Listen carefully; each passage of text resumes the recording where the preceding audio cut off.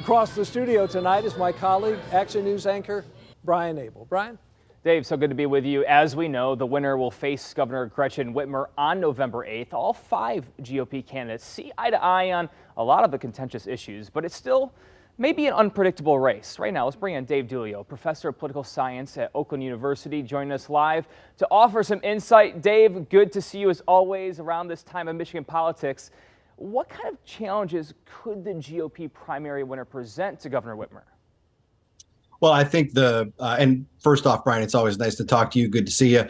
I think the biggest challenge that Governor Whitmer is going to face is the political context that we're witnessing right now. Right, we've got sky high inflation. We've got a presidential approval for President Biden in the mid-30s, which is always a big factor in driving midterm election outcomes.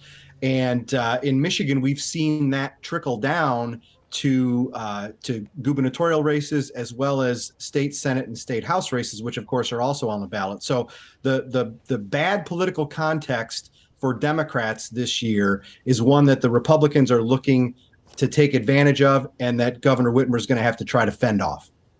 Now, frontrunner Tudor Dixon, she got that big late endorsement from Donald Trump. How much of an impact do you expect that to have? I think that had a huge impact. I think that probably put her over the top in terms of securing this nomination. I think there's a bit of an inevitability now in the last couple of days, at least since the Trump endorsement, about Dixon pulling off this primary win. And President Trump was not the only endorsement. Senator Ted Cruz, among others, a lot of the Republican national establishment coming in favor of Tudor Dixon. But what about the DeVos family and their influence on this race and in Michigan politics as a whole? How does that factor in?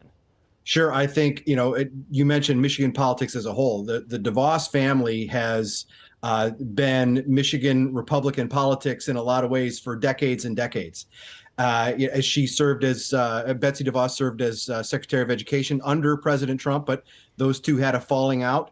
And it seemed like that was a point of contention for a number of Republicans in the last couple of months, right? And even to the point where the DeVos endorsement of Tudor Dixon got Dixon labeled a rhino, which is really something to behold in Michigan politics. As I said, the DeVos family had been central in Michigan politics for so many years. So the Trump endorsement following that DeVos endorsement and support, I think, is really interesting. We'll see if it can bring those two factions of the Republican Party together moving into the general.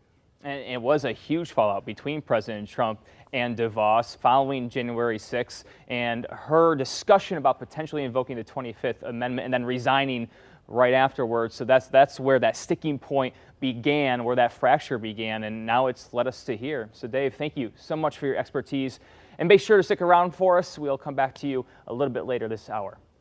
Dave?